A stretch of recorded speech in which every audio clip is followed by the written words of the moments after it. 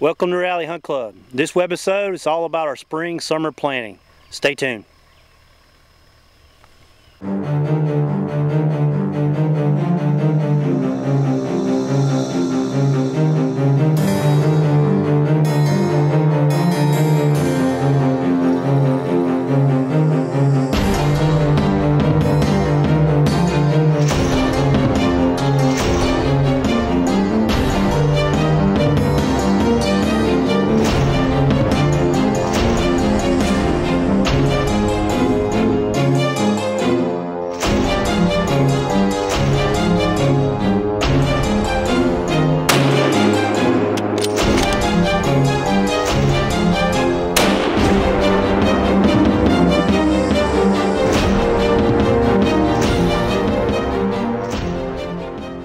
Now, back in, I think it was webisode number 3, we talked about our management plan.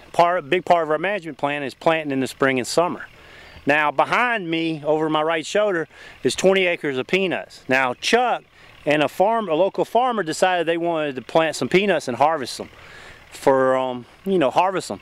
So anyway, that was fine with me because deer love peanuts. You should see the tracks in these fields. It is unbelievable. Every row has tracks. And let me show you that 20 acres right now on Google Earth as to what he planted in peanuts.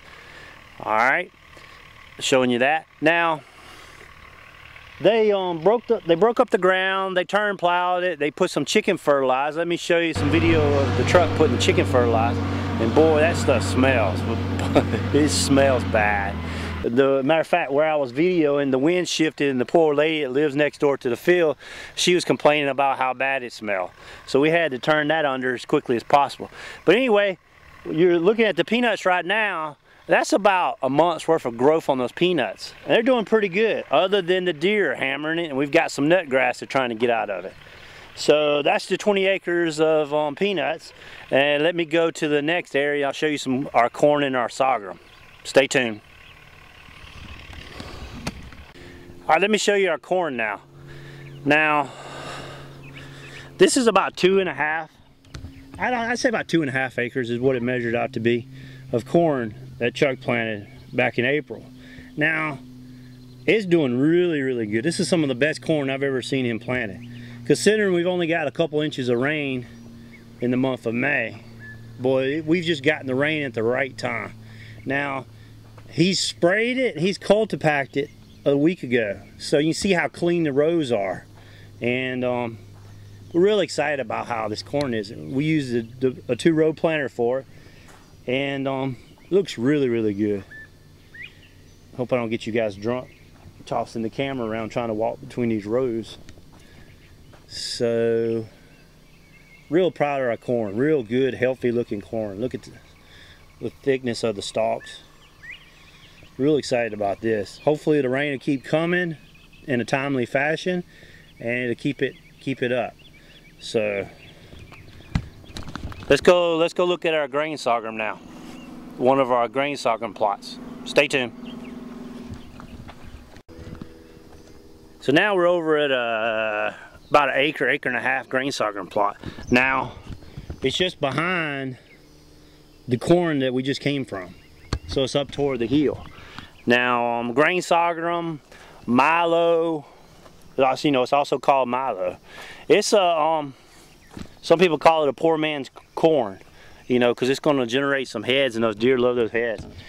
All right, what you're looking at is the plot, and got little weeds in there, but not bad. But you see how good the planter. We used the planter with different seed plates for this, and you see how good the planter did on this.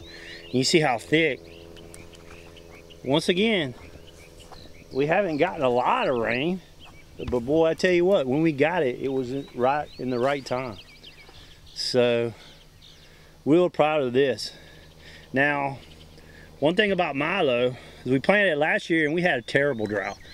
And this is one of the best drought-resistant plants that I've seen. And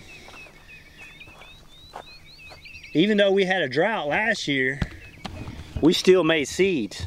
You know, we still had those big heads, and I say around the 1st of October when they had the heads, we had it up there on our little stop sign where we plant the dove field, and the deer were just hammering it. They were just hammering it every night until they ate all the heads or the heads fell off and busted. So really excited about the Milo, especially knowing that it's going to come mature in October, into bow season, first of gun season.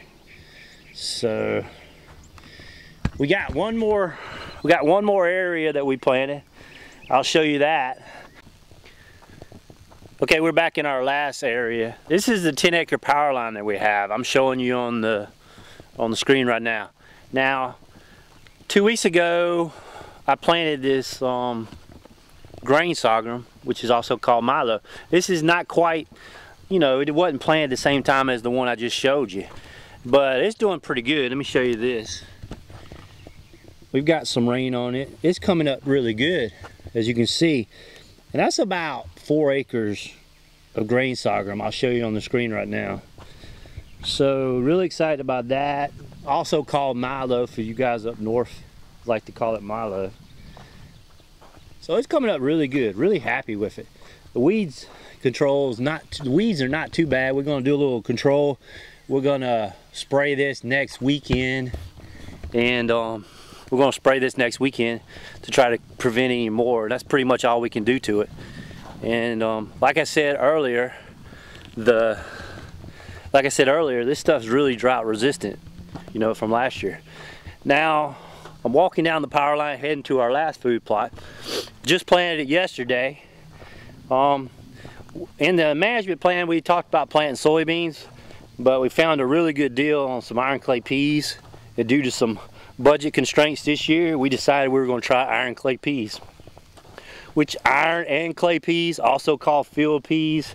I mean, all these different crops are called different names. So anyway, we planted this yesterday, and we got some rain in the forecast for next week, and this is on one weekend. Hopefully it won't come up too much, because we're going to have to put the electric fence around it. Let me show you what we got here.